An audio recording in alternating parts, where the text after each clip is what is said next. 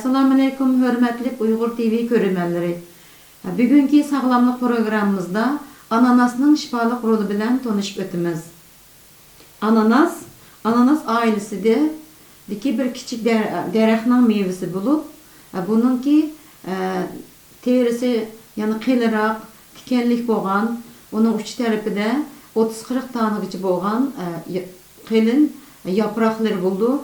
Adətdə yapraqları bununki yopurmaq talaları bolğaşqa, bu yapraqlarının yopurmaq talaları adətdə toxumçılıq işlərində, qağaz yasaşda, xam material qılını qalmasın.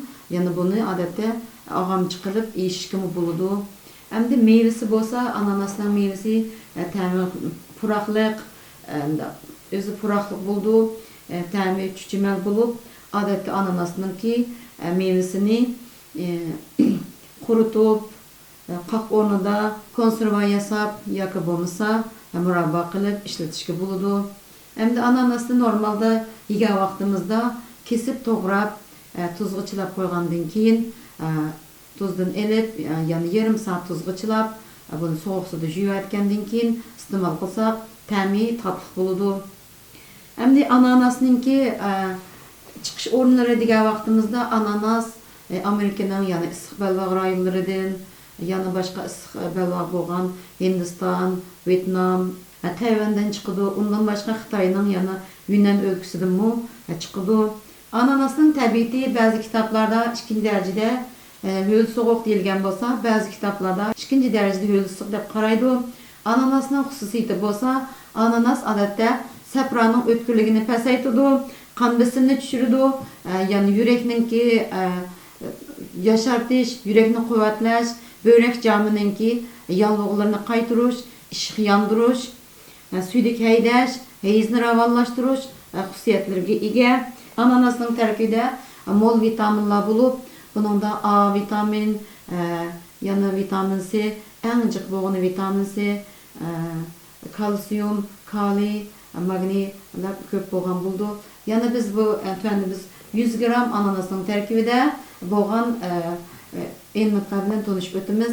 Hem de 100 gram ananasның tərkibində kalsi 18 mg, tümür 0,5 mg, fosfor 28 mg, kali 147 mg, natri bolsa 0,8 mg, mis nöftün %7 mg, magni bolsa 8 mg, sinik nöftün %14 mg, selin bolsa nöftün %24 mikrogram, nöftün %8 mg vitamin B1, nöftün %2 mg B2, vitamin B6'dan bolsa nöftün %8 mg B6, 33 mikrogram A vitamin var, 124 mg vitamin C, nöftün %8 mg karotin, nikotinik kislotadan nöftün %2 mg, yopurmaq kislotadan 11 mikrogram, yana 15 mikrogram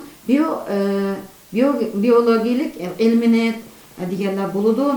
Hem de bunun tərkibidəki en köp bolğan yani vitamin C'nin köplüğü bilen 124 gramlık vitamin C bilen bu miğimizini kuvvetlaydigan, immun gücümüzni götürdigan, yani qarjigerlerimizdeki enzimlarni yok qilish, terimizdeki qurg'oqlarni yok qilish ta'siri bo'lsa, unda vitamin B1, B2, B6larning köplüğü bilen yana terimizdeki elastikini yaxshilash, hazmni yaxshilash, ishtahni etish rolları buldu.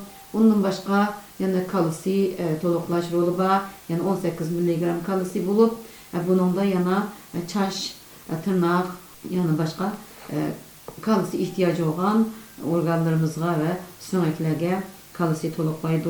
Dep qarılıdı.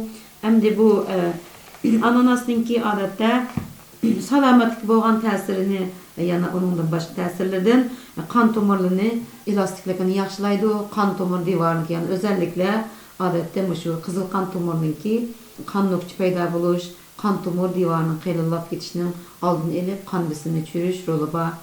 Onunla başka ananasını istimal qilishqa diqqat qildigan ishlar degan vaqtimizda ananasning posti aqlab etgandan keyin Buni yana başta deb o'tgandek, to'g'rab, tuzg'ichilab, undan keyin sovuq suvda yuvayotganda tatliq bo'ldi deb qaraladi.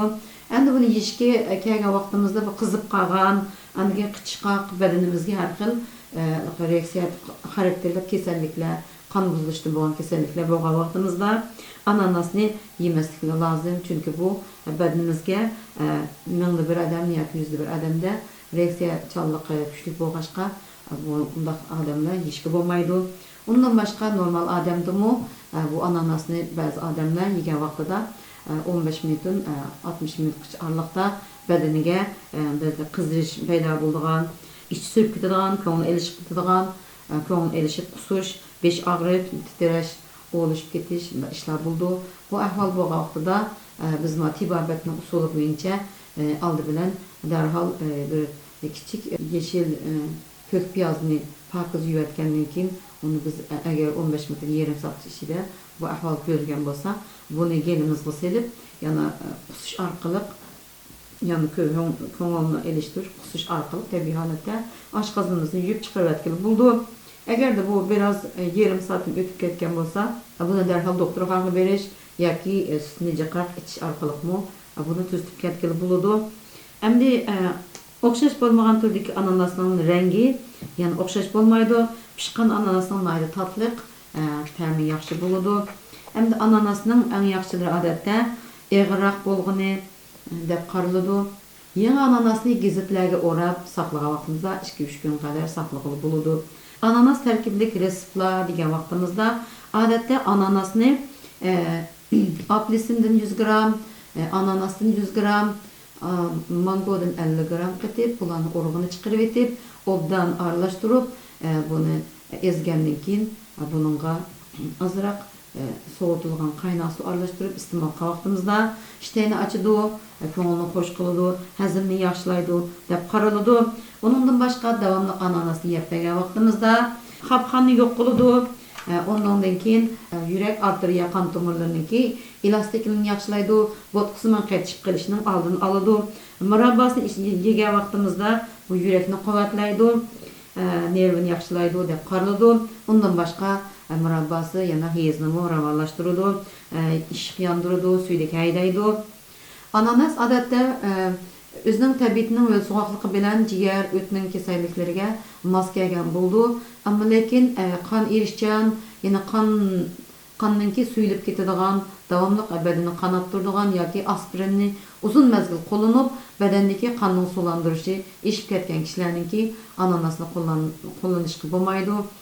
Yana o ananas qo'llangan vaqtimizda qonimizdagi suyilib ketishga sababchi bo'lib qolamiz. Ondan boshqa ananasni badaniga reaksiya beradigan, badanga har qanday narsa yeganda asli chiqadigan, qichqoq asallam qichqoq paydo bo'ladigan kishilarningki ananasni iste'mol qilmasligi lozim deb qaraladi. Bugungi programmamiz mishada oxirlashdi. Ko'pchilikka rahmat. Kelasi ko'rishguncha Alloh omonat bo'linglar. Xayr xo'sh.